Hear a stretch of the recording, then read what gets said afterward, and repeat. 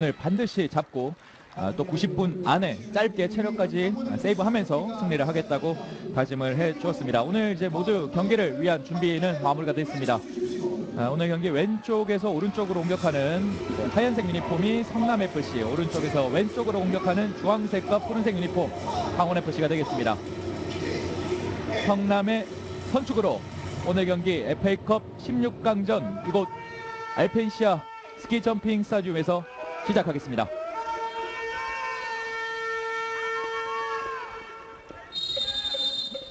양팀의 경기 출발했습니다. 오르슐리치 한 번에 길게 겨냥합니다. 달려가는 황의조를 봐줬는데요. 수비가 먼저 헤더로 걷어냈습니다. 강지용 선수가 좀 헤딩으로 안정적으로 차단을 했고, 최근에 시즌 리그 첫 골을 기록하면서 세트피스 상황에서도 강력한 모습을 보였거든요. 그렇죠. 오늘 관전 포인트일 수도 있어요. 오르슐리치와 강지용 모두 높이가 있고 그 코너킥, 프리킥 상황에서 득점력이 있기 때문에 양 팀 모두 이 정지 상황, 팽팽한 경기에서는 분명히 집중을 해야 될 겁니다. 그렇습니다. 오늘 또 부상에서 돌아온 김두현 선수가 역시 박성호 선수, 황의조 선수 뒤에서 적절한 도움을 줄 예정입니다. 네, 아무래도 이제 황원기 체력적으로는 조금 어려운 상황이기 때문에 중앙 미드필드에서 기동력을 보이기보다는 황의조 선수와 박성호 선수를 직접 지원할 수 있는 이선 지역에서 스루패스, 장기인 창조성을 발휘할 것으로 보입니다. 그렇습니다. 오범석 선수도 역시 부상에서 돌아왔는데 오늘 역시 김두현 선수와 오범석 선수의 맞대결도 어떻게 보면 잘 펼쳐질 것 같아요. 그렇죠. 수비형 미드필드로 강원에서는 기용이 되고 있거든요. 네. 수비형 미드필드 자리와 센터백 자리를 오가면서 강원이 3백과 4백을 혼용하는 과정에서 많은 역할을 한 선수가 바로 오범석 선수입니다. 그렇습니다. 한 차례 긴 스로인으로 공격을 진행해봤던 성남FC의 전반 시작과 동시에 진행된 공격은 마무리가 됐습니다. 이제 강원이 천천히 수비에서 빌드업부터 진행을 하겠습니다. 뒤쪽에서 오범석, 디에고 다시 한번 뒤쪽으로 연결해줍니다.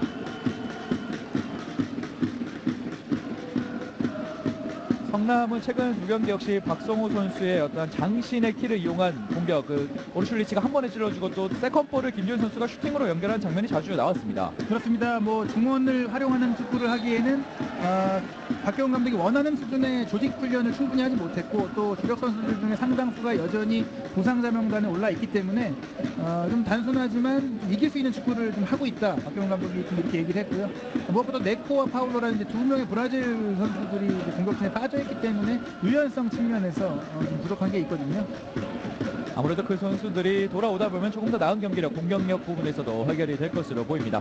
강원이 경기 초반 프리킥 얻어냈습니다. 감아 쳐줬고요. 뒤쪽에 받아주는 선수가 없습니다. 헤더로 보내는 볼 그대로 터치라인 아웃됐습니다. 지영 선수가 이런 정지 상황에서도 좋아요. 일단 가장 큰 장점이 패싱력, 오른발 킥 능력이거든요. 그렇죠. 이 선수가 피지컬적으로는 조금 열세일 수 있지만 볼 컨트롤 능력이 뛰어난 이런 좀 기술적인 플레이메이커 선수입니다. 그렇습니다. 그런 피지컬적인 어떤 수비적인 측면은 또 황진선 선수 그리고 오범석 선수가 어느 정도 보완이 되지 않을까 싶습니다. 네, 그리고 일단은 최윤경 감독이 추구하는 축구 자체가 공격적이고 좀 세련된 축구, 만들어가는 축구를 원하기 때문에 미드필더 지영 선수에게 많은 그런 수비 부담을 요구하진 않고 있습니다. 그렇군요.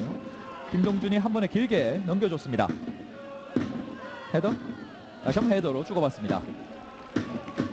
터치라인 아웃됐습니다. 강원의 스로잉 공격. 오늘 이제 경기장 이 성남의 진영 왼쪽에 역시 성남FC의 원정 팬들도 자리해 주셨고요. 오른쪽 골대 뒤쪽에 강원FC의 서포터즈들이 열심히 응원의 목소리를 올리고 있습니다. 오른쪽 연결 열렸습니다. 수비 차단, 두 선수가 경합합니다. 뒤쪽으로 볼은 성남FC가 차지합니다. 유건이 뒤쪽 연결. 안상현 선수도 역시 부상에서 돌아왔는데 이런 경험 많은 선수들이 들어온다면 성남FC가 어느 정도 안정감을 찾을 수 있었던 이유 중에 한 부분일 것으로 보입니다. 오른쪽으로 연결이 됐습니다. 패스가 정확하지 않으면서 그대로 터치라인 아웃됐습니다. 네, 안상현 선수도 이제 지난 시즌 승강 플레이오프를 겪었던 선수고 굉장히 포백 앞에서 터프한 수비를 펼치면서도 공격 과정에서 저돌적으로 또 올라갈 수 있는 선수예요. 그렇죠. 박스투박스형 미드필더로 대전에서도 굉장히 좋은 활약을 했었거든요. 그렇죠. 연령별 대표팀을 어느 정도 소화를 했고 K리그에서 14년 동안 활약을 했으니까 어느 정도 베테랑임은 모든 분들이 다 아실 것으로 보입니다. 예, 그렇습니다. 지금 안상현 선수의 파트너로 풀백 포지션을 볼 수 있는 또 이후건 선수가 뛰고 있기 때문에 미드필드 라인에는 좀 창조성보다는 기동력을 좀 승부를 걸고요. 마침표 지역에 김도현 선수를 배치하면서 어떻게 보면 중원을 좀 생략한 축구를 좀 하고 있죠. 그렇습니다. 역시 그런 부분이 박성호 선수를 기용하면서 한 번에 좀 길게 롱볼 축구를 하겠다는 어느 정도 박경훈 감독의 전략이 숨어 있는 것 같습니다. 네, 뭐 이런 부분이 두 명의 중앙 미드필드가 공격 전개나 빌드업보다는 수비적인 면에 치중하면서 안정된 수비를 바탕으로 역습하는 그런 방향으로 좀 가고 있습니다. 그렇습니다. 오른쪽에 이태희가 중앙선을 넘어와 있습니다. 반대쪽 겨냥 굴절됐습니다. 황진성의 터치아웃. 황진성 선수도 뭐 매체와 여러 인터뷰를 나눴지만 크게 개의치 않고 열심히 뛰겠다는 얘기를 나눠줬습니다. 예, 뭐 프로의 세계에서 이적이라는 뭐 자연스러운 부분이죠. 그 승격과 강등이 이루어진다면 1부 리그에서 2부 리그로 내려가게 된 어떻게 보면 클래식의 선수들은 당연히 또 올라오는 팀들에게는 관심의 대상이 될 수밖에 없고요. 그렇습니다. 외국- 뒤꿈치로 잘 예. 찔러줬고요. 굴절됐습니다. 유럽에서도 강등 팀 선수가 승격 팀으로 이적하는 경우가 굉장히 많아요. 그렇군요. 찍어 차줬고 머리를 갖다 대지 못했습니다. 박선주가 한 발 앞서 몸을 날려 걷어냈습니다. 박선주 선수도 그렇고 박성호 선수도 그렇고 포항에서 뛰었던 선수들. 포항 출신 선수들이 많아요. 경기장에 보면 황진환 선수도 포항에서 그렇죠. 데뷔를 했고요. 오범석 선수도 포항 출신 선수들이에요. 그렇습니다. 오래전 일이긴 하지만. 헤드로 걷어냈고요. 뒤쪽에서 접어놓고 왼발 슈팅! 이범영 정면으로 향했습니다. 강원 FC의 이 선수들의 라인업을 보면 확실히 많은 보강이 됐다는 생각이 듭니다. 네.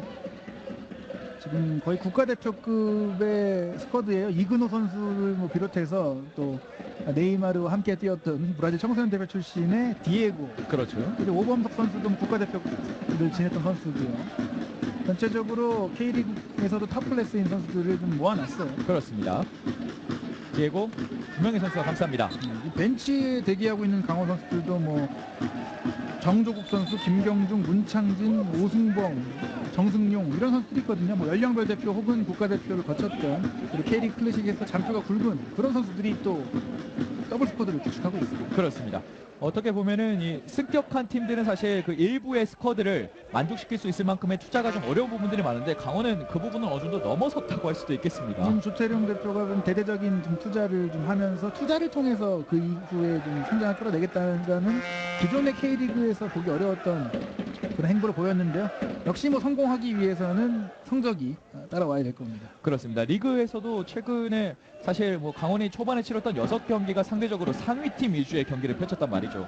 어느 정도 안정감을 차고 지금 7위에 랭크돼 있지만 점차 안정되면서 조금 더 올라가지 않을까라는 생각이 많더라고요. 그렇죠. 뭐 상위권 팀들과의 승점 차이 자체는 많지가 않고요. 또 매 경기 뭐 비기거나 진 경기들도 아쉽게 좀 졌다는 점에서 경기력은 뭐 굉장히 올라오고 있어요. 그렇습니다. 박선주가 잘 끊어냈습니다. 왼발 낮은 크로스 가슴으로 떨고 났는데요. 받아주는 선수 없이 하지만 이태희가 그대로 흘려보냈습니다. 박선주 오른쪽에 열어놨고요. 한번 쳐놓고 하지만 한 발 앞서서 걷어냈습니다. 네, 지영 선수의 1차 트래핑이 좀 길어지면서 슈팅 타이밍을 잡기 어려웠어요. 좀 바깥쪽으로 쳤더라면 어땠을까? 아니면 논스톱으로 때려보는 것도 좋은 찬스였거든요. 그렇습니다. 아무래도 지영 선수가 올 시즌 첫 공식 경기다 보니까 긴장한 면 아주 좋은 기회가 열렸다 보니까 다음번 기회에는 좀 침착할 것 같아요. 박선주 선수가 정확하게 쩌영을 겨냥했습니다. 하지만 슈팅까지 연결되지 않았습니다. 방위쪽 키를 넘어 라인아웃 됐습니다. 레프트백인 박선주 선수가 거의 측면 공격 지역으로 올라가지고 디에고 선수가 왼쪽 측면에서 문전 중앙으로 들어가면서 순간적으로 투톱이 되거든요. 또 이근호 선수는 스트라이커 자리에 있긴 하지만 미선 지역까지 폭넓게 움직일 수 있기 때문에 강원이 굉장히 다양한 위치 변화를 통해서 그리고 상대 지역에 많은 숫자를 두면서 공격적인 경기를 하고 있습니다. 그렇습니다. 후반전에 또 정종 선수가 들어온다면 또 다른 그림이 그려질 것 같고요. 이근호 선수가 돌파합니다. 앞에는 이우건 어깨를 뚫어냈습니다. 마지막 터치가 길었습니다. 이근호 선수는 역시 지금 K리그 올 시즌 클래식에서 굉장히 저돌적인 돌파, 지금 국가대표를 좀 다시 뽑아야 되는 게 아니냐라는 평가를 받을 정도로 좀 힘있는 플레이를 하고 있거든요. 그렇죠. 지금도 뭐 그런 장면이 한번 나왔어요. 사실 측면에서 더 좋은 모습을 보여주기 때문에 정종욱 선수가 들어온다면 최은경 감독이 초반에는 측면 위주의 플레이를 했었는데 좀 다양해질 것 같다는 생각도 듭니다. 그렇습니다. 뭐 정종 선수가 가운데서 자리를 잡아주면 또 이제 이선과 측면인 선수들에게 기회가 열리고 정종 선수가 또 밑으로 내려와주는 공간을 이근호 선수가 침투할 경우에 더 위협적이거든요. 그렇죠. 지금은 이근호 선수가 앞에서 많은 수비를 끌고 다니면서 경기를 해야 되기 때문에 오히려 득점하기엔 조금 어려운 상황이긴 해요. 후반전에 또 다른 그림이 기대되는 강원 FC입니다. 정조국 선수, 이근호 선수 이렇게 내밀류가 가득 찬 선수들이 영입이 되면서 하지만 강원은 이선 선수들에 대한 물음표가 시즌 초반에 있었단 말이죠. 하지만 뭐 여러 선수들이 빠진 사이에 황진선 선수 그리고 문창진 선수들이 많이 성장을 했다는 모습입니다. 예, 두 선수 모두 뭐 이미 검증된 선수들이고 특히 황진선 선수는 올 시즌 뭐 매경기 꾸준한 경기하면서 또 세트피스 상황에서 강점을 보이고 있고요. 문창진 선수도 뭐 뛸 때마다 좀 활력 있는 이선의 활력소 역할을 해주고 있기 때문에 뭐 아마도 후반전에는 문창진 선수가 나오고 황진선 선수가 좀 쉴 것 같아요. 그렇죠. K리그 클래식 경기를 거의 계속 선발 출전하면서 풀타임을 뛰고 있거든요. 이번 주에 서울과의 경기가 있기 때문에 강원은 역시 뭐 주말 경기도 신경 쓰지 않을 수 없습니다. 예, 강원이 더 좀 사실은 필요할 수도 있으면 토요일에 경기를 해야 되고 성남은 일요일에 경기가 있거든요. 성남 역시도 대전이 지금 최하위에 랭크되어 있는 팀이기 때문에 반드시 잡아야 되는 경기. 하지만 오늘 경기 두 팀 다 포기하지 않고 있습니다. 오른쪽 감아쳐졌고요. 박송아 떴다가 헤딩으로 연결. 하지만 수비가 한번 걷어냈습니다. 그대로 슈팅. 이범영 품에 안겼습니다. 속공보다는 지금도 확실하게 선수들이 올라간 뒤에 상대가 지키고 있는 상황에서 공략해보겠다는 지금 강원의 좀 계획이 보입니다. 그렇습니다. 경기 초반 기세만 놓고 본다면 두 팀이 어느 한 팀이 밀리지 않는 모습입니다. 일단 굉장히 경기에 대한 집중력이 서로가 높고 이 경기에 대한 동기부여가 확실합니다. ACL에 가고 싶은 강원, 복수를 해야 되는 성남.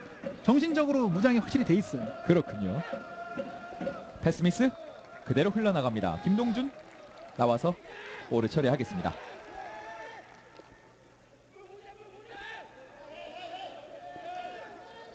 김동준 골키퍼는 이 승부차기에서 굉장히 좋은 움직임을 보여주면서 제가 칭찬을 하려고 했는데 그대로 실수를 해버렸습니다. 나와선 안 될 좀 실수고요. 수비수에게 보내는 패스가 그렇게 허무하게 좀 빗나가는 것은 뭐 집중력 문제가 있을 거예요. 아무래도 이 평창 경기장 자체가 성남 선수들에게는 낯섭니다. 그렇죠. 시각적으로 잔디 상황 모든 면에서 그렇습니다. 디에고 박스 안쪽으로 들어가서 오른발 먼포스트 벗어났습니다. 디에고 선수가 이렇게 측면에 배치되어 있지만 결국에는 중앙으로 들어오면서 슈팅하는 역할을 좀 하고 있거든요. 윙포워드가 아니라 스트라이커입니다. 게다가 이제 오른발로 구석을 찌르는 타이밍 슈팅이 굉장히 좋거든요. 그렇습니다. 지금도 틈 사이를 노렸는데 조금 빗나갔습니다. 비슷한 위치와 각도지만은 지난 리그의 극장골 그렇죠. 저 위치에서 넣지 않았습니까? 그 당시에도 힘보다는 세기보다는 정확한 타이밍, 구석을 찌르는 그 전교함 이런 부분으로 좀 강점을 보였거든요. 사실 외적인 모습을 보면 아주 투박한 또 강한 슈팅이 기대가 되는데 생각보다 아기자기한 정확한 슈팅이었다고 할 수 있겠습니다. 네, 사실 브라질에서 이제 드로구비냐라는 별명, 작은 드로구바다라는 별명을 얻을 정도로 피지컬이 좋은, 뭐 힘이 좋은 선수인데 슈팅 마무리 기술은 역시 브라질 청소년 대표까지 했다면 남다른 창조성을 갖고 있어야 되거든요. 그렇군요. 게다가 네이마르의 파트너였고 플라멩고에서 뛸 때는 호나우진이와 함께 뛰었어요. 같이 뛰었다는 건 훈련장에서 그만큼 좋은 모습을 보고 배웠다는 거고 이런 그 삼바 기술이 있습니다. 그렇습니다. 자, 오르슐리츠 그리고 김동준 골키퍼의 킥은 계속해서 박성호의 머리를 향하고 있습니다. 전체적으로 지금 성남은 롱볼을 사용하기도 하지만 패스의 정확성, 후방에서 특히 좀 부정확한 패스가 이어지면서 쉽게 볼솔골을 잃고 있어요. 그렇습니다. 하지만 어떻게든 한 번의 찬스, 그 찬스를 노리는 게 아닌가라는 생각이 드는데요. 계속해서 양 팀의 서포터즈 목소리를 올려가고 있습니다. 이제 전반 13분을 넘어섰습니다. 이범영의 골킥, 헤딩 경합, 뒤쪽에서 세컨볼, 경합 상황 흘러나갑니다. 성남이 따냈습니다. 찍어 차졌고요. 박성호 머리 맞고 중앙에서의 경합 과정이 치열합니다. 선수들 몸을 아끼지 않는 플레이. 두 선수 사이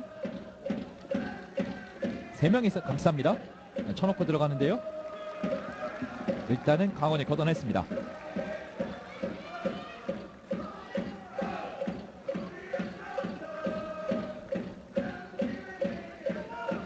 김두현 선수 부상 복귀 이후에 일단은 박경훈 감독에게 힘을 좀 실어주면서 팀의 분위기를 바꾸려고 하고 있으나 역시 체력적인 부분에 좀 걱정이 되는 부분이라고 할 수 있겠습니다. 네, 하지만 뭐 부상 기간 동안 충분히 또 쉬고 있었기 때문에 지금 뭐 체력적으로는 뭐 어려울 상황은 아니에요. 그렇군요. 자, 황의조 위에서 헤더로 걷어냈고요.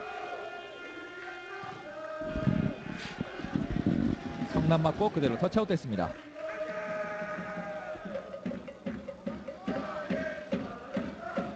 카메라에 자주 잡힌다는 것은 그만큼 김두현 선수가 오늘 움직임을 많이 가져가고 있다는 얘기로 볼 수 있겠습니다. 결국에는 김두현 선수가 공을 소유했을 때 경기가 풀려야만이 박성호 선수나 황희조 선수가 살아날 수 있고요. 김두현 선수 쪽으로 정확히 배급이 되지 않을 경우 이 두 선수에게는 부정확한 롱볼 외에는 공을 확보하기 어려운 좀 투박한 상황이 나올 수밖에 없거든요. 그렇군요. 이 두 선수가 고립되지 않고 살아나기 위해선 김두현 선수가 살아나야 합니다. 자, 김두현 선수를 막기 위해서는 역시 오범석 선수와 격돌이 예상이 되는데 어떻게 보면 강원의 입장에서는 김두현 선수만 잘 봉쇄하면 되는 것 같다는 생각도 듭니다. 그렇기 때문에 실질적으로는 쯔영과 황진성에게는 공격을 주문하면서 안상현과 이규권이 뒤로 물러나도록 하고 그 벌어진 공간에서 김두현 선수를 고립시킨 뒤에 오범석 선수를 맨투맨을 붙여서 꽉 쬐는 이런 좀 전략적인 구성을 좀 하고 있거든요. 그렇군요. 자, 계속해서 그런 부분 경기 중에 또 한준희 언급해 주시기 부탁드리겠습니다. 결국에는 미드필드진의 수비 숫자가 많다고 해서 경기를 주도할 수 있는 수비가 좋은 건 아니라고 할 수 있어요. 어느 쪽에 기세를 밀고 올라가느냐. 풀백 운용도 공격적으로 두는 것이 오히려 상대의 전진을 막고 상대의 풀백과 윙 사이를 벌리면서 주도권을 가져갈 수 있거든요. 물론 그렇군요. 1대1 상황에서 앞서야 되는 상황이 있는데 최은경 감독이 자신한 것은 역시 개개인의 기량이에요. 1대1에서 강할 경우 조직적으로도 상대를 좀 끌고 갈 수 있다. 상대의 계획을 흐트러 놓을 수 있다는 부분인데 지금 황진성과 쯔영이 어떻게 보면 중원 과정에서 그런 보이지 않는 역할을 하고 있는 겁니다. 그렇습니다. 양 팀의 이 중원의 모습을 보면은 안상현과 이우건은 말씀해 주셨듯이 수비 쪽에 좀 치우쳐 있고 또 황진성과 쯔영 선수는 공격 쪽. 그렇게 되면 남는 선수 김두현 선수와 이 오범석 선수가 1대1 대결을 하게 될 것 같다는 말씀으로 이해를 하면 되겠죠. 그렇습니다. 또 게다가 오범석 선수가 수비만 하고 있는 것이 아니라 풀백 출신이기 때문에 또 공격 그 오버래핑 능력이 있어요. 순간적으로 올라올 때는 또 공격 숫자를 충분히 가져갈 수가 있는 거죠. 그렇군요. 중앙 싸움 흘러나가는 볼 뒤쪽에 이범령은 겨냥합니다. 게다가 이제 만약에 이 두 황진성과 쯔영이 어떻게 보면 밀려 내려오는 상황이 될 경우에는 오범석 선수가 아예 문전으로 내려가서 5백을 형성할 수도 있기 때문에 이 오범석 선수의 존재가 강원이 공격 수비 전환 상태에서 숫자 싸움에서 앞설 수 있는 키가 되는 선수고요. 실제로 이 선수가 초반에 부상으로 이탈하는 것이 강원이 조금 초반에 고전했던 이유 중에 하나입니다. 그렇습니다. 오범석 선수가 부상에서 돌아오면서 강원의 성적이 반등했다는 걸 주목해 보시면 됩니다. 네, 디에고가 돌아서서 들어가는데요. 오르슐리치가 나와서 끊어냈습니다. 그 뭐 제가 프리시즌 훈련 기간 내에도 강원을 찾아가서 봤는데 이 오범석 선수를 통한 중원 지역과 수비 지역의 유기적인 변환 훈련을 많이 했거든요. 그런데 오범석 선수가 첫 두 경기 만에 부상으로 빠졌던 것이 강원의 계획에 좀 차질을 빚게 한 것이죠. 그렇습니다. 성남 다시 한번 롱볼 패스로 황의조를 겨냥해봤습니다. 하지만 이범령 품에 그대로 안겼습니다. 뭐 오범석 선수는 빌드업도 되고 또 드리블도 되고 킥도 좋은 선수이기 때문에 물론 전성기와 비교한다면 스피드가 조금은 떨어졌지만 그렇기 때문에 측면이 아닌 중앙 지역으로 이동해서 본인의 장점을 살리는 그런 역할을 좀 맡고 있습니다. 그렇습니다. 역시 월드컵 대표팀까지 경험을 했기 때문에 경험도 많고 기술적인 부분도 어느 정도 충분히 증명이 돼 있는 선수 오범석 선수입니다. 자, 양 팀의 라인업에 지금 현재 경기장에 펼쳐지고 있는 22명의 선수의 이름을 보면은 김동주 골키퍼도 역시 국가대표의 부름을 받았었고요. 자, 성남 역습 찬스 이어갑니다. 박성호 잡아놓고 열어줬어요. 슈팅이 빗나갔는데 패스가 연결이 됐습니다. 접어놓고 다시 열어주고 중앙 연결 슛! 굴절됐습니다.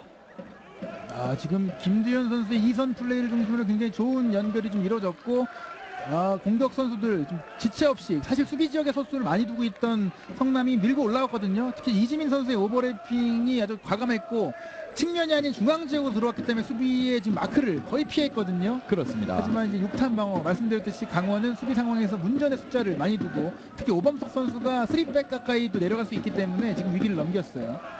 디에고 선수까지 내려와서 수비 가담해서 6탄 방어를 해냈습니다. 모처럼 박경훈 감독이 짧은 패스에 웃음으로 화답했고요. 코너킥 올라갔습니다. 오픈 찬스 슈팅! 들어갔나요? 아직까지 골코너 나오지 않고 있습니다. 혼전 상황 그대로 아웃됐습니다. 지금 라인을 넘었느냐 안 넘었느냐 지금 혼란이 있는데 일단 지금 이 FA컵에는 골라인 판독기는 없어요. 그렇기 때문에 일단은 득점으로 인정이 되지 않았고 정확하게 저희가 지금 라인상에서 보지 못했어요. 일단은 주심은 이범영 선수가 선방한 것으로 보았는데요. 강원은 완벽하게 수비 실수입니다. 예, 지금 들어갔는지 안 들어갔는지 이 각도에서는 저희가 확실하게 말씀드리기는 어렵습니다. 연재훈 선수의 헤딩이 강하게 들어갔죠. 네, 완벽하게 오픈 찬스를 가져갔던 성남FC 한 차례 좋은 찬스를 일단은 넘겼습니다. 만약에 이 골이 들어갔다면 또 전혀 다른 양상의 경기가 펼쳐질 수도 있었을 것 같아요. 네, 특히 성남 입장에서는 김두현 선수라는 이런 키커도 있고 또 연재훈이나 오르실리치, 박성호, 황의조까지도 헤딩으로 득점할 수 있는 능력이 있기 때문에 세트피스 기회를 아마도 가장 많이 준비했을 겁니다. 그렇습니다. 디에고가 방향 돌려서 오른쪽으로 연결이 됐고요. 그대로 아! 슈팅! 펀칭 막아냈습니다. 야, 지금 백종환 선수가 먼 거리에서 과감하게 때렸고 사실 풀백이 끌고 올라오면서 이렇게 좀 직접 슈팅을 중거리로 때리는 상황이 우리 축구에서 많이 보이진 않은 상황이었는데 또 많이 사실 뜨는 슈팅이 많잖아요. 그렇죠. 아주 정확한 좋은 슈팅이 나왔습니다. 자, 이런 부분들이 어떻게 보면 또 성남이 한동안 이 챌린지와 클래식 간의 어느 정도의 격차 차이를 실감할 수 있는 부분이 아닐까 싶습니다. 예, 사실 뭐 백종환 선수는 지금 강원의 주장인데 최근에 이제 지금 박요한 선수가 23세 이하 규정에 의해서 좀 라이트백 자리에 리그에서 출전하면서 조금 이제 못 나왔었거든요. 그렇군요. 오늘 경기 체력이 좀 비축이 돼 있고 본인도 각오가 좀 남다를 겁니다. 공격 지역에 아무래도 23세 이하 선수를 쓰다가 최근에는 좀 반전을 위해서 그 지역에 베테랑 선수를 모두 투입하다 보니까 누군가 하나는 나와야 되거든요. 근데 오늘 경기는 그런 제약이 없어요. 그렇습니다. 백종환 선수 사실 강원에서 지금 8년 정도 선수생활 하고 있는 강원 터줏대감이라고 할 수 있겠습니다. 예, 그리고 뭐 이근호 선수, 김승용 선수와 고교 동창으로 이 선수들이 강원행을 좀 결정하는데 또 큰 역할을 물밑에서 했죠. 아, 그렇군요. 네, 뭐 물론 직접 설득한 건 아니지만 친한 선수가 있다는 점이 강원이 막대한 투자를 하더라도 낯선 팀, 승격팀에 이런 국가대표급 선수들이 가는 게 좀 주저될 수 있는데 그런 부분을 많이 해소해 줬어요. 네. 경기 내 외적으로 큰 도움을 주고 있는 백종환 주장. 강원의 벤치는 일단은 크게 흥분하지 않고 좀 차분한 모습. 하지만 박경훈 감독은 자리에서 일어나서 계속해서 경기를 진두지휘하고 있습니다.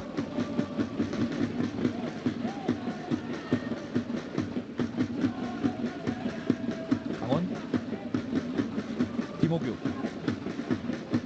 다시 오른쪽 황진성이 내려와서 받아줍니다. 왼쪽에 박선주가 비어있는데요. 박선주 이쪽 지영 투입됐는데요. 디에고를 겨냥 정확하지 않았습니다. 내려놓고 한 번에 길게 띄워줬습니다. 하지만 강원이 그대로 차단해냈습니다. 공이 나갔어요. 그라운드 사정이 고르지 않다는 것을 좀 염두에 두고 좀 집중도 있게 볼을 터치해 줘야 됩니다. 그렇습니다. 그러니까 뭐 지금 뭐 겨울에 이 평창 동계올림픽에 테스트 매치가 있었거든요. 그 당시에 이제 잔디 위에 얼음을 깔았기 때문에 잔디 상태가 회복되는데 좀 시간이 많이 걸리고 있어요. 오늘 경기가 끝난 뒤에 저희 잔디 부분에 충분히 보수 작업이 들어간다고 하더군요. 예, 이제 당분간 이제 홈 경기가 없기 때문에 이 여름 휴식 기간을 포함해서 잔디를 전면적으로 교체할 예정인 강원입니다. 그렇습니다.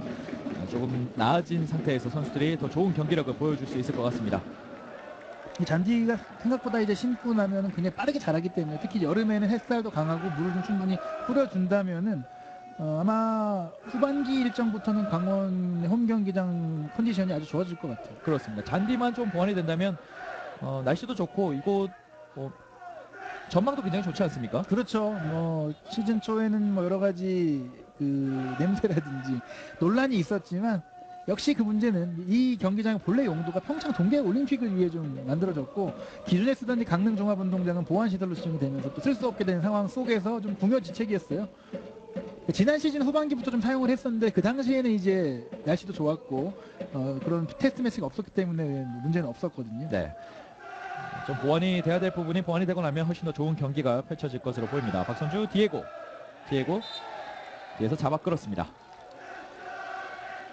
힘이 좋은 디에고 선수를 막기에는 어려움이 좀 있을 것 같다는 생각이 듭니다. 예, 뭐 그래도 디에고 선수가 굉장히 폭넓은 움직임을 보여주고 있고 사실 이제 브라질 선수들이 뭐 한국에 왔을 때는 좀 수비 가담 문제라든지 뭐 활동량 문제에서 좀 지적을 받긴 했는데 지금 디에고 선수의 모습을 본다면 굉장히 뭐 부지런하게 수비까지 해주고 있어요. 적응력도 좋고 또 성격도 아주 온화하다는 얘기를 들었는데 하지만 이 경기장에서 지난 시즌 극장골 넣고 난 이후에 포효하는 모습 예. 정말 예상되는 기대했던 모습이 아닐까 싶습니다. 아주 몸이 좋더라고요. 그렇죠. 디에고 오른쪽으로 열어줬습니다. 선수 디에고 마우리시오 선수로 말씀드렸듯이 오스카나 쿠티뉴, 네이마르 이런 선수들과 총선 대표팀 함께했던 선수예요. 그렇습니다. 황진성과 오범석 다시 뒤쪽. 이 선수도 이제 우크라이나 무대로 진출을 했다가 좀 이제 현지 생활에 적응을 못하면서 이제 아시아로 오게 된 그런 케이스거든요. 지난 시즌에 중국 슈퍼리그에서 뛰었어요. 한국 생활에 대해서는 아주 만족한다는 얘기를 해줬더라고요. 그렇죠. 지난해 중국 생활을 했기 때문에 한국 생활은 조금 더 이제 수월하다고 합니다. 그렇습니다. 황의조 선수가 약간은 심판 판정에 대해서 어필을 해봤고요. 오늘은 좀 황의조 선수가 많이 안 보이고 있는데 지금 박성호 선수와 서로 자리를 많이 바꿔가면서 마크맨을 떨구고자 하는 움직임을 보이고 있거든요. 그러나 말씀드린 대로 전체적으로 성남이 공을 점유하는 경기를 못하고 있다 보니까 기회가 많이 안 와요. 그렇습니다. 지금도 사전에 지금 김호규 선수가 황의조 선수의 앞쪽 동선을 잘라내면서 좀 수비했거든요. 지금 황의조 선수가 롱포를 잡았을 때 주위에 달려들어온 선수, 2선 측면과 2선에서 도와주는 선수가 없다 보니까 혼자서 공을 끌고 올라가야 되는 상황이 계속 나오고 있거든요. 이렇게 되면 잘리고 역습이 계속 반복될 수밖에 없어요. 어떻게 보면 성남의 이 윙사이드 쪽에서 선수들이 올라오지 못하는 이유는 역시 강원의 공격을 또 그만큼 활발하게 이어가고 있기 때문인 것으로 볼 수 있잖아요. 그렇죠. 사실 풀백들도 거의 오버래핑을 안 하고 있고 그 득점 슈팅 상황에서 한번 올라오긴 했지만 대체적으로는 라인을 지키고 있고 좌우 측면에 있는 지금 이창훈 선수라든지 특히 황의조 선수는 투톱으로 올라가기 때문에 측면의 선수가 좀 없다고 봐야 돼요. 그렇군요. 미드필더에 가깝게 내려와 있기 때문에 아주 윙이 없는 경기가 되고 있습니다. 그렇다면 이재민 선수나 이태희 선수가 조금 더 공격적으로 가담을 해줘야 될 것 같은데 강원의 공격력을 보기에는 쉽지 않을 것 같습니다. 예. 황진성 주명이 감쌉니다. 수비 가담해서 뺏어냈고요.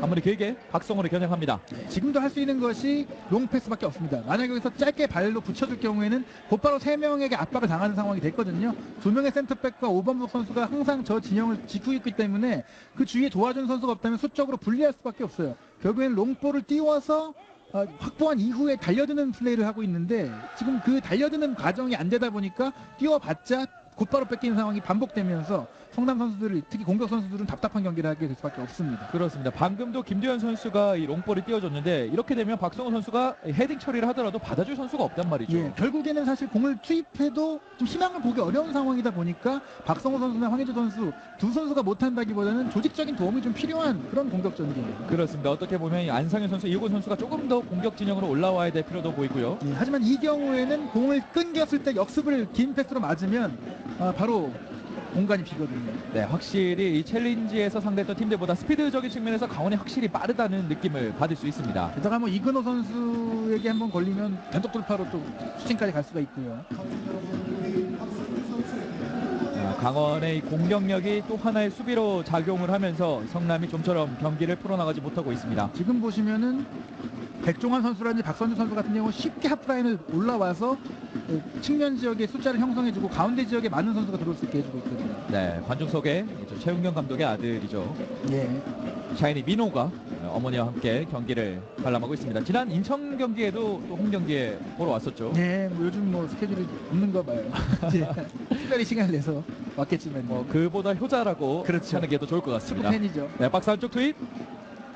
그대로 수비 2명이 감싸면서 흘러나갔습니다.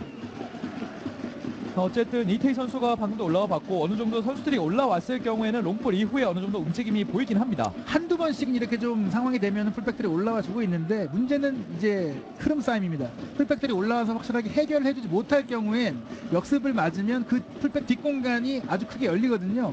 만약에 공격 실패한다고 하더라도 공을 최소한 밖으로 내보내는 그 슈팅으로 매듭을 지어야 합니다. 이재민 선수와 이태희 선수가 올라온다면 일단은 말씀해 주셨듯이 경기장 바깥으로 최소한의 슈팅으로 공격을 마무리 짓고 내려가야 될 것 같습니다. 이범영의 골킥 길게 넘어갑니다. 헤더 박성호 원터치 패스 정확하지 않습니다. 박선주 디에고 시도 받고 태클 시도 벗겨냈습니다. 다시 한번 디에고 겨냥 깊은 태클 심판 바로 앞에서 반칙이 선언이 됐습니다. 예, 지금 공이 빠진 뒤에 다리를 걸었기 때문에 명백한 파울이고요. 디에고 선수가 좀 통증이 있는 것으로 보이고요. 또 이 판정에 대해서 공을 정확하게 건드렸다는 얘기를 하고 있는 모습. 예, 지금은 공이 빠졌고 정확하게 다리를 건드렸어요. 공의 흐름이 워낙에 빨랐고 또 선수들이 논스톱 패스로 서로의 동선을 좀 이해하고 패스를 연결했기 때문에 강원이 준비한 플레이가 지금 나온 부분이라고 할 수 있고요. 이 디에고 선수를 포함해서 박선주 선수, 디에고 선수, 황진선 선수의 이 순간적인 짧은 패스가 위력적으로 보입니다. 지금 뭐 강원은 키커가 많습니다. 왼발에 황진성, 오른발에 쯔영도 있고 김성용 선수도 원래는 이제 오른발이 아주 좋은데 오늘 경기 이제 쯔영 선수의 데뷔전이다 보니까 양보를 해주면서 문전으로 진입을 했어요. 조금 더 좋은 위치에서 쯔영이 프리킥을 준비합니다. 쯔영 오늘 경기 두 번째 프리킥. 왼발 황진성이 처리하는군요. 낮게 헤더 그대로 골대 넘어갔습니다. 지금 좀 준비한 것 같아요. 좀 쯔영 선수가 차는 척하면서 황진성 선수가 앞쪽으로 당겨줬고 김호규 선수가 배후에서 헤딩을 했는데 그래서 이런 작전은 허를 찌르긴 좋지만 정확성을 담보하기가 좀 어렵습니다. 그렇습니다. 헤딩을 굉장히 먼 위치에서 해야 되기 때문에 뭐 웬만해선 골키퍼가 이 거리의 헤딩은 뭐 잡아내기가 좀 편하고 지금 빗나갔어요. 하지만 예측 불가하기 때문에 구석 부분을 잘 겨냥한다면 또 좀 가능성이 있을 것 같은데요. 김동준의 골킥. 64강전이었죠. 김동준 골키퍼가 이 승부차기 또는 경기 내내 좋은 선방을 보이면서 MVP까지 선정이 됐고요. 그 전 경기에 또 국가대표의 부름을 받았던 김동준 골키퍼. 사실 오늘 이범령 골키퍼, 김동준 골키퍼 모두 어느 정도 골키퍼 부분에 있어서는 이름을 올리고 있는 선수라고 할 수 있겠습니다. 그렇죠. 모두게 올림픽을 또 경험한 또 골키퍼들이고요. 뭐 김동준 선수 같은 경우는 이 카타르와의 A매치를 대비해서 선발될 가능성이 제기되고 있어요. 지금 J리그 골키퍼들이 모두 조기 소집할 수 없는 상황이 되다 보니까 지금 대표팀이 절체절명의 상황에서 골키퍼 없이 조기 소집할 경우에는 훈련이 잘 안 되잖아요. 그렇군요. 지금 뭐 김동준 선수도 거론이 되고 있고 K리그 클래식의 골키퍼가 좀 선발될 수 있다는 얘기가 좀 나오고 있습니다. 네. 황진성과 디에고의 연계 플레이가 나오면서 계속해서 뒷공간을 노려보고 있습니다.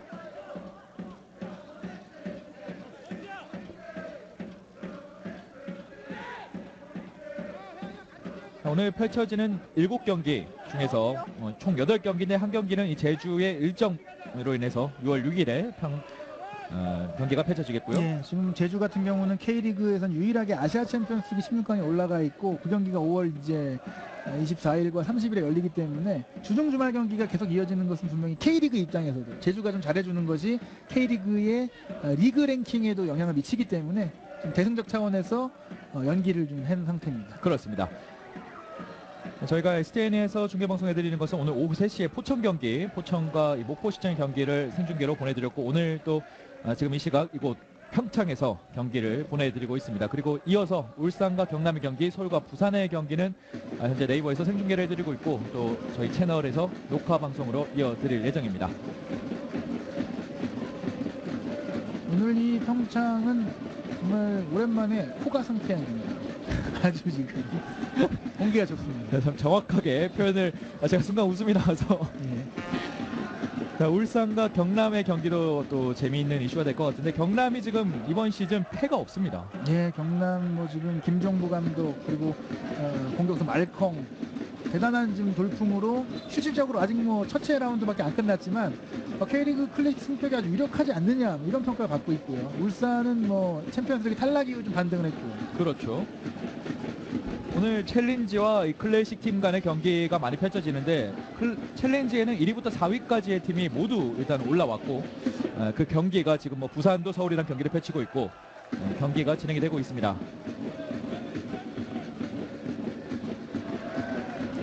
양팀 몇 차례씩 위험한 순간들 또 좋은 찬스를 연출해냈습니다. 중앙은에서 계속해서 부딪히고 있는 두 팀.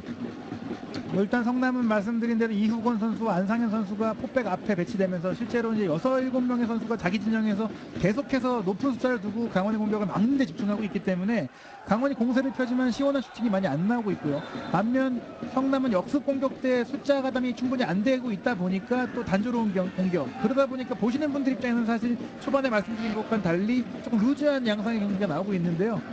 결국에는 후반전에는 골을 위해 좀 골을 당겨야 되고 또 체력적으로도 지금 보니까 선수들이 좀 이른 시간 지치고 있어요.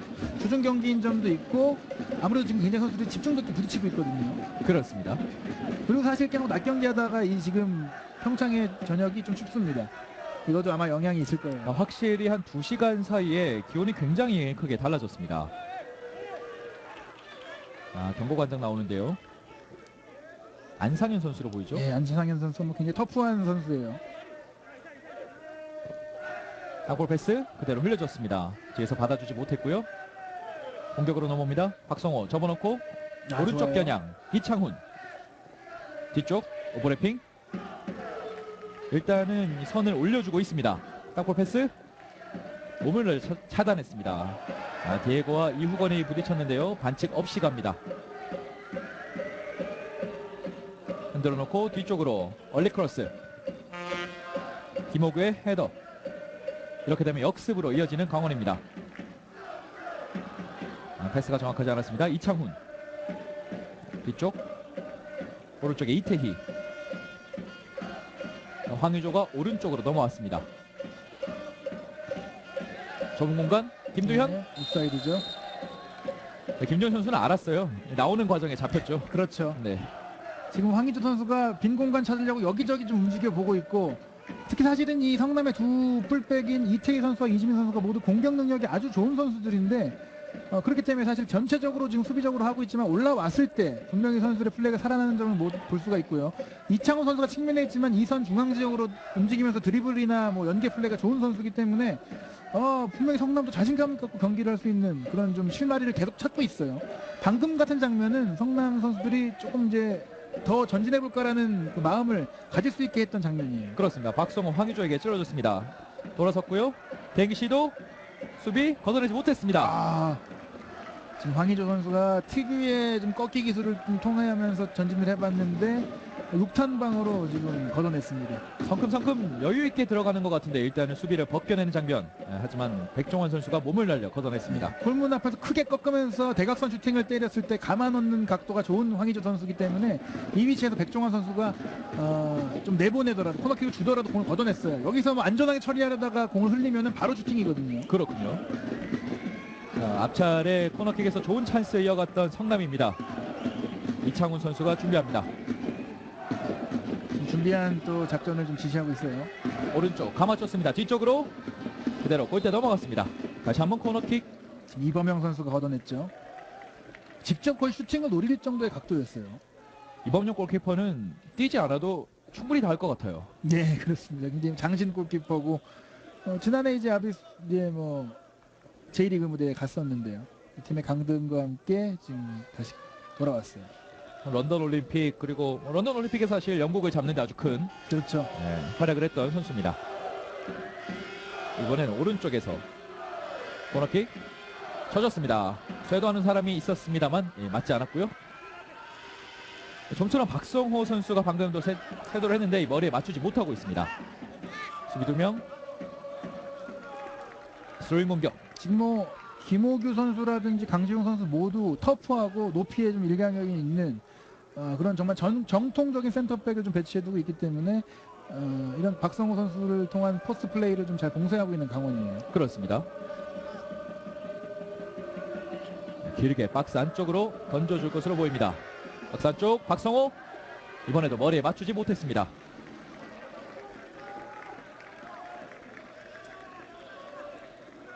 일단은 박성호 선수가 움직이면 김호규 선수와 강지용 선수가 기본적으로 두 명이 달라붙습니다. 달라붙더라도 오범석 선수가 그 배우 공간을 커버할 수가 있는 그런 구조입니다. 세 번째 코너킥 올려줬습니다. 뒤쪽에서 헤더. 정확하게 맞지 않았습니다. 지금은 또 오범석 선수가 좀 막아냈고요. 앞차례 코너킥에서 치명적인 위기를 한 차례 맞았기 때문에 코너킥 수비에 조금 더 신경을 쓰는 듯한 강원입니다. 예, 지금 계속해서 성남의 코너킥 공격이 위협적이고 또 킥이 계속 날카롭게 들어오고 있거든요. 이렇게 두드리면 열린다라는 말이 있는데 이렇게 계속 나오게 될 경우 선수들의 좀 준비했던 흐름 몸이 좀 더 익숙해지면서 0점 도중이 된다고 말씀드릴 수가 있어요. 그렇군요. 이번엔 방향을 바꿔서 다시 한번 코너킥 뒤쪽 이범영 몸 날려 손으로 걷어냈습니다. 흘러나가는 공 태클로 걷어냈고요. 뒤쪽에서 성남 이후건 나는 한 템포 늦춰서 갑니다. 길게 반대편 겨냥 성남 등주고 있습니다. 박성호 왔다 갔다 수비 돌아섰고요. 땅볼로 컷백 높게 떴습니다. 박성호 선수가 장신 공격수지만 이렇게 측면으로 빠지면서 돌파라든지 패스 다양한 능력을 갖고 있어요. 묘하게 일단은 이 전반전 막판으로 가면서 성남의 분위기가 형성이 되고 있습니다. 계속해서 두드리고 있는데 결국엔 이럴 때에 이제 엇갈립니다. 위기가 곧 기회라는 말이 있듯이 이렇게 다 올라왔을 때 한 번 끊겨서 역습을 맞으면 또 골을 내줄 수가 있고, 혹은 여기서 기세를 살려서 골을 넣을 경우 쭉 이제 추가골까지 갈 수 있는 아주 지금 오늘 경기에서 중요한 흐름이 이 전반 마지막 5분이에요. 그렇습니다. 김두현 오른발로 감아 쳐줬습니다. 이범영 펀칭 뒤쪽에서 가슴 돌려놓고 돌아간 선수 열어줬습니다. 집중력이 떨어지면서 이렇게 흘러나갔습니다. 역시 몰아칠 때 넣지 못한다면은 그 부분이 곧 역습으로 이어지고, 이 축구란 것도 역시 흐름이 있는 스포츠지 않습니까? 그렇죠. 그 흐름을 탈 때 골을 넣지 못하면 분명히 위기가 또 오게 돼 있거든요. 그렇습니다. 90분 내내 일방적으로 몰아붙이는 경기는 뭐 나오기가 어렵습니다. 사실 전반전 한 초중반부터는 강원의 흐름이었고, 한 10분 정도 다시 성남의 흐름이 이어졌었는데요. 이제 강원이 다시 치고 올라오기 시작합니다. 이근호 가슴으로 돌려줬고요. 성남이 볼을 따냈습니다. 툭 쳐놓고 들어가는데 반대쪽에 선수가 없습니다. 이 2시간 정도 사이에 기온이 떨어졌다고 말씀을 드렸는데, 역시 박경원 감독도 작전 지시에 위에 옷을 입고 예. 진행을 하고 있습니다. 박선주 지금 백종원 선수가 아까 좀 공을 좀 육탄방으로 걷어내는 과정에서 부상이 있었던 것 같고요. 그렇군요. 이렇게 되면 벤치에는 좀 풀백 자원이 지금 레프트백인 정승용 선수가 있는 상황인데요. 라이트백 자리로 들어갈 수 있는 선수라면은 3백을 형성했을 때 김승용 선수가 라이트백으로 들어간 적은 있지만, 지금 박유환 선수도 벤치에 없는 상황이기 때문에 뭐 어떤 지금 최용래 감독이 교체를 내릴지는 좀 지켜봐야 될 것 같아요. 자, 일단 들 것이 들어갔고요. 일어서긴 했는데 큰 부상은 일단 아닌 것으로 보입니다. 하지만 교체를 해줄 것으로 보입니다. 지금 아마 더 무리해서 뛴 경우에는 또 최근에도 한번 부상이 있었기 때문에 더 큰 부상으로 이어질 수 있다는 염려가 있어요. 그렇기 때문에 신속하게 지금 교체 결정을 최용경 감독이 좀 내려주고 있습니다. 조금 빠른 시간에 또 교체 카드 한 장을 사용하고 있는 강원 FC입니다. 어떻게 보면 이제 부상으로 선수를 바꾼다는 건 전략적으로 전술적으로 승부수를 던질 수 있는 카드 하나를 잃게 되는 상황이 되고요.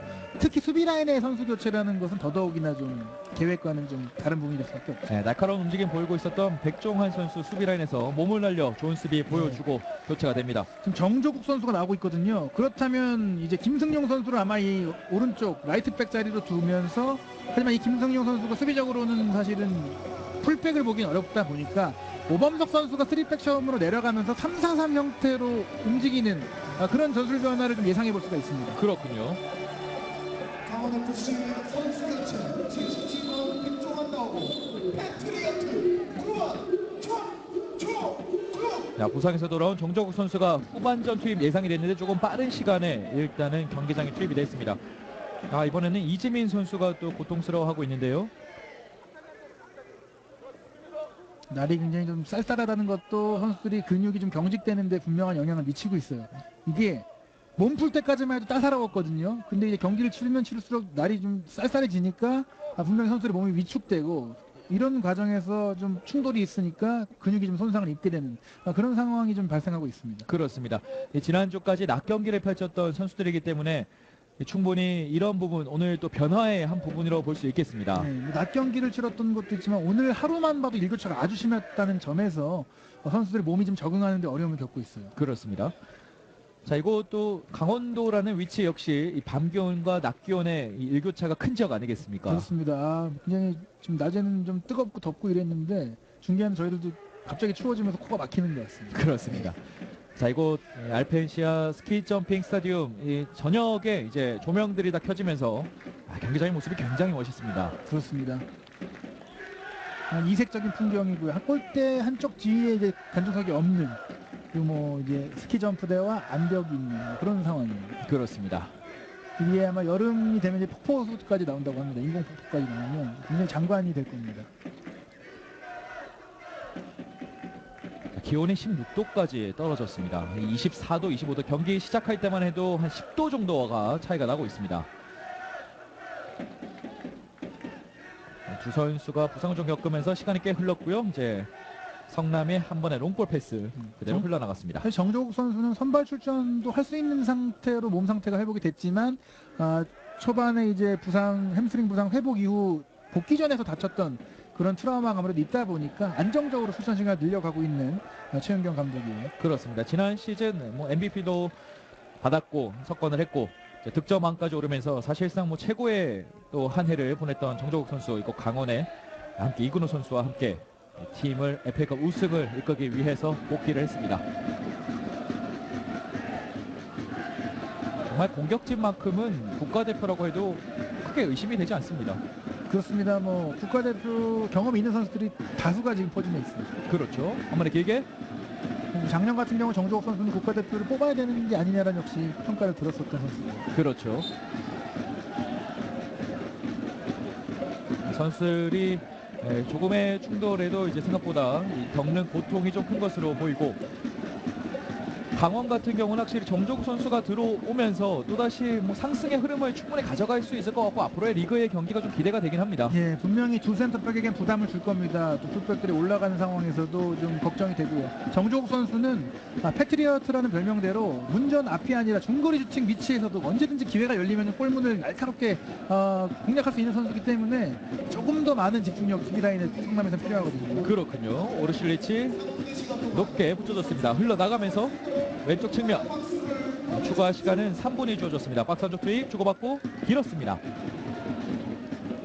앞쪽에 받아주는 선수가 없습니다. 성남 뒤쪽 수비 라인에서 다시 한번 빌드업. 디에고가 성실하게 달려줍니다. 들어간 선수 잘 겨냥했습니다. 발에 붙었고요. 왼쪽 꺾어줬습니다. 강주혁이 한 발 앞서 걷어냈습니다. 확실히 황의조 선수도 이 외로웠던 원톱 자리보다는 움직임이 조금 더 활발해지긴 했습니다. 안쪽으로 붙여줬고요. 박성호 헤딩 시도. 수비 4명 걷어냈습니다. 박성호 선수가 들어와주면서 꾸준히를 좀 같이 해주기도 하고, 또 박성호 선수도 측면으로 이동해주면서 황의조 선수가 가운데로 들어올 수 있게 움직여주고 있거든요. 그렇군요. 네코와 이제 파울로가 같이 와준다면 훨씬 더 유기력이 되겠죠. 그렇습니다. 접어놓고 박스 가운데 투입. 정조국 전에 끊겼습니다. 이쪽 박선주 선수의 공격 가담이 굉장히 활발하게 진행이 되고 있습니다.